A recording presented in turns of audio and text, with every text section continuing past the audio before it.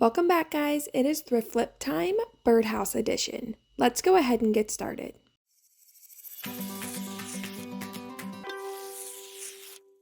I have thrifted multiple birdhouses or birdhouse style pieces, and I am ready to flip them and just kind of walk you through what I'm doing. Here, I've seen this piece multiple times at the thrift store, and I just wanted to give it a little update.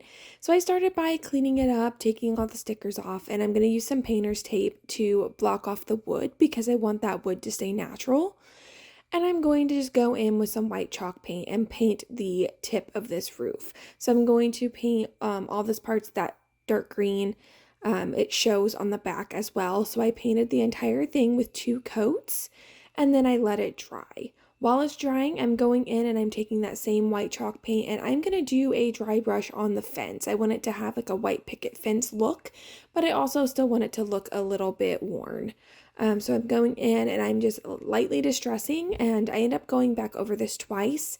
It's easier to add paint, but not as easy to take paint away. So I went over once and then wanted it to be a little bit brighter, went over it again. I just wanted it to still look a little distressed and have some dimension while also having that bright pop of white to contrast against that natural wood. Once I was happy with how this looked, I let that dry, and then I went in and I started to wet distress. By that, I mean I took a baby wipe and I started rubbing on all of the edges of this roof. I'm just trying to pop out the details and distress it down a little bit so that it has the same kind of tone as the fence, while also just giving it a little bit of dimension. So I'm just going to rub this baby wipe on there until I am happy with the look. If I over distress it, I can always go back over it with that paint again. But once I get to where I'm happy, I'm going to peel that tape off and I'm going to seal this entire thing with some polycrylic. I'm using polycrylic semi-gloss and I'm going to paint the entire thing because the chalk paint does need to be sealed in. But I'm also going to go over that wood just to kind of refresh it a little bit. One, it's a little dry and it just needs a little love. But 2, this is just going to like enrich that wood color just a little bit more and make the whole thing kind of have the same sheen and look a bit seamless. Done, all that's left to do is to go ahead and style it. So I cut down a piece of floral block and I'm going to hot glue that in to make sure that it's secure and not going anywhere. And I'm going to start filling this up. I'm going to end up using these succulents you see here, and these came from a previous project. If the florals or succulents or if there are items from another project that I remove that are still in good shape, I always keep them and try to reuse them. And I felt like this was the perfect piece for these succulents to be reused. Here you're seeing me pull out some moss. This is the preserved moss. I really like this. Is my first time using it. And I love the colors of it. I love like the feel and texture of it. And so I'm really happy with that. And I'm probably going to start using this a little more often. Here you see me taking a popsicle stick. I am just putting some of that moss down in the edges so that you can't see that floral block through the fence, so that it looks like there's, the natural moss all the way around it. And then I'm going to just pull off a piece that's going to fit on here, hot glue it down, and then kind of puzzle piece the other pieces around it. And I'm just going to do this until I'm happy that it's full. And then again, I'm going to check that you can't see any floral block through the front or the sides of that fence. After that, it's as simple as just placing my succulents where I want them. So I'm just going to push them down through. This moss is pretty thick, so had to muscle a couple of those in there, but just push those down in there and arrange it to where I think it looks good, and I love it. I think it's super cute. I think these succulents were the perfect pop of color for this piece, and it made it simple but adorable, and I would love to know what you guys think in the comments below.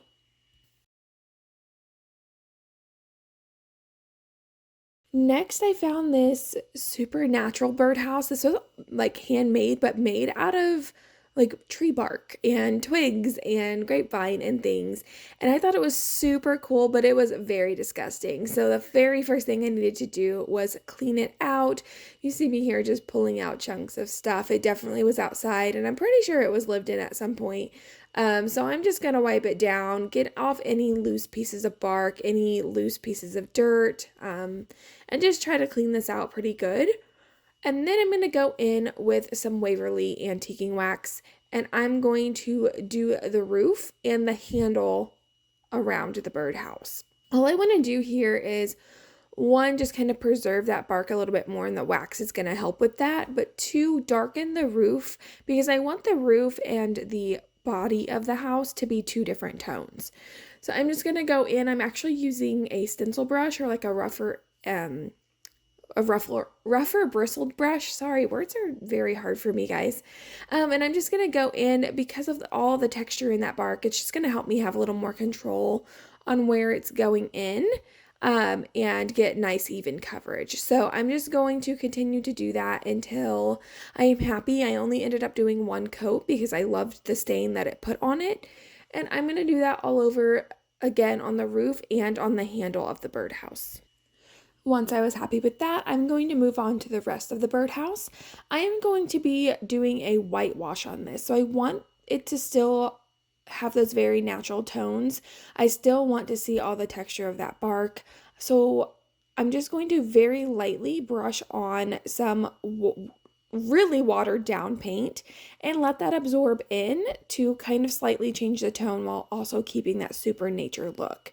Now I did the whole thing, and this bark was super dry, so all it did was absorb it immediately, and it didn't look like I did anything at all. So I went back in and added more paint to that watered down mixture to where it would show up a little bit more, and I painted this entire thing with it. And the best thing is you can layer this until you're happy. So just make sure you have less paint than water, and then you can build up. But once you put the paint on there, you cannot take it off because it kind of absorbs in. But I loved the tone that I ended up getting, so I'm just going to move on and let that dry and go on about styling this. Now, I just want to keep this super natural. I don't know, it was like screaming like Hobbit hole vibes or like fairy garden vibes. So I am going to take a bunch of this moss and break it apart and add it randomly to the roof and into the little area where it is, I would typically add flowers. Other people might add something else, but I want them to be, whoever buys this from me, to decorate this the way they want, maybe with some little mushrooms or a little fairy. You can go into the different craft stores and buy so many really cool like miniature like fairy garden type things, and I think it would be a really fun project for someone else to finish out. So I'm just going to keep it on the supernatural look. I love it the way it is, but leave it for the creativity of whoever is going to purchase it. I think this turned out super cool, and I would love to know what you guys think. Last but not least, I have this adorable tin roof birdhouse that I found.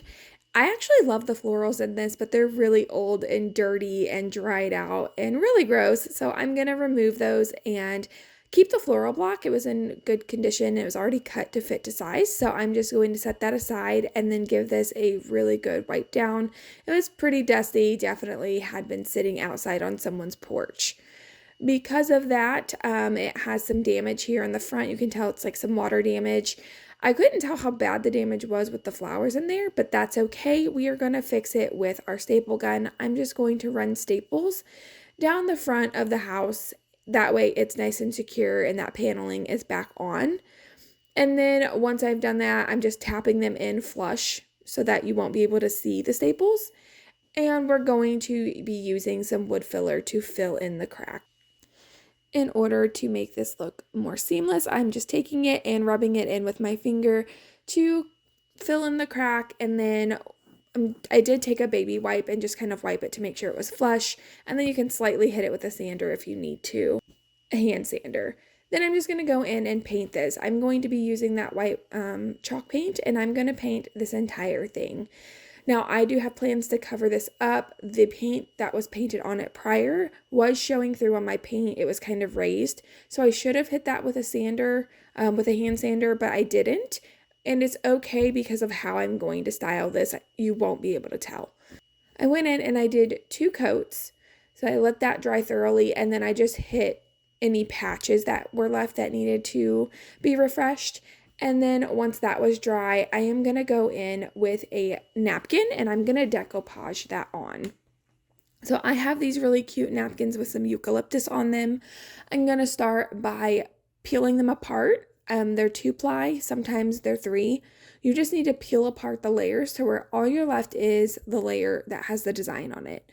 Once I've got that down, I'm just going to cut away any excess or cut it down to size, and I'm going to start Mod Podging this on. I'm going to use dishwasher safe Mod Podge, that way when it dries it will be waterproof. It does take 28 days, but that way if somebody does put this out on their porch again, those napkins aren't just going to kind of melt off. So I'm going to do that. I'm just going to start placing this wherever I want.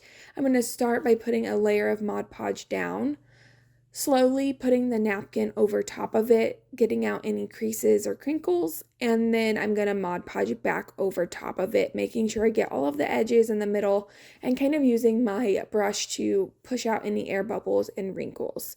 Now this doesn't have to be perfect for me because I kind of like that, you know, a couple crinkles here and there, a little bit more of a rough apply. I mean, I'm making it as smooth as I can, but if it's not perfect, I'm okay with that because that's kind of like a distressy, slightly distressed look that I like. Good golly, I can't talk today, guys. It's been a while.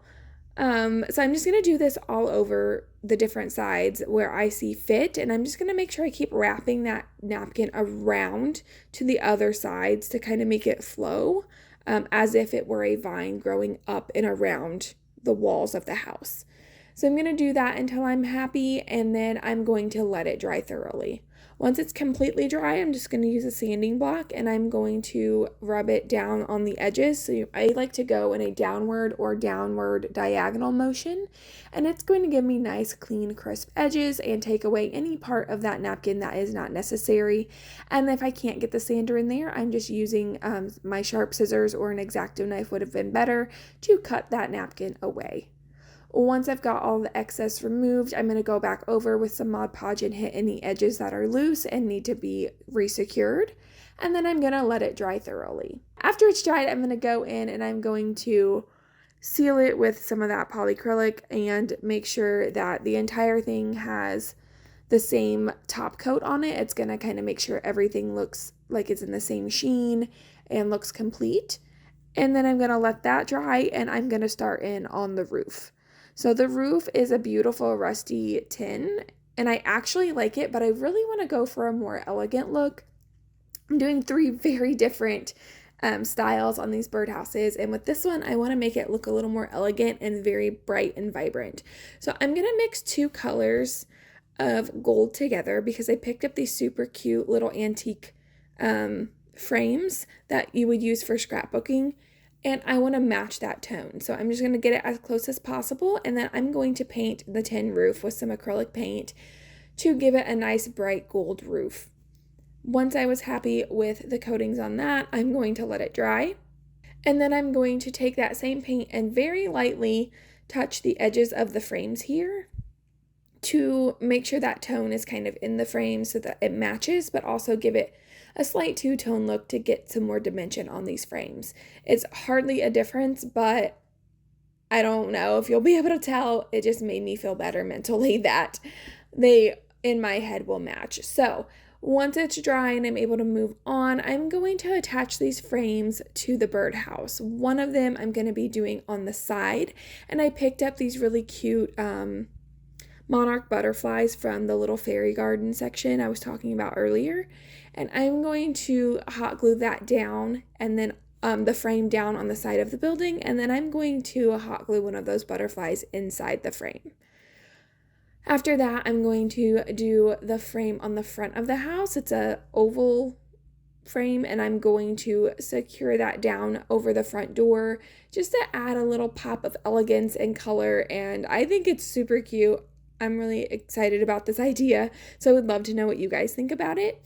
And then I'm going to take the largest butterfly from that stick, and I'm going to, so what I'm doing is I'm pulling it off the stick, I'm cutting the back off of it so that it will sit flat, and then I'm hot gluing that onto the face of the birdhouse on the front.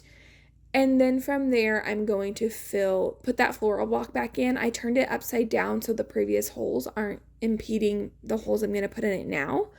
So I just hot glue that back down in. I get that moss back out, I am going to place that around it, and I'm going to be using these beautiful, gorgeous flowers. They gave me hummingbird vibes when I bought them. I don't know what kind they are, but they're from Walmart. And they're like their floral section, and then they have like a section of larger florals. That's where I got it from, and I'm just going to cut those down to be different sized stems. So right now it's one long one. I'm just going to cut it down to where it looks good and I can use it as multiple stems. I'm going to start placing these into the floral foam where I see fit, add some extra greenery, and that last monarch butterfly, which I think the contrast between that and the flowers is gorgeous. And then we are all done with this birdhouse. I love how all three of these projects turned out. They are so different, but I just was feeling very creative and wanted to do some different styles for those of you out there who maybe don't share the same style as me. So I would love to know what you guys think in the comments below. Which one was your favorite? Give me a thumbs up if you enjoyed this video and this content. I'm hoping to get back on schedule with my consistency. Thank you so much for being here. If you're new here, consider subscribing and joining our channel. I love you guys very much. I'll take you in for a closer look, and I'll see you next time.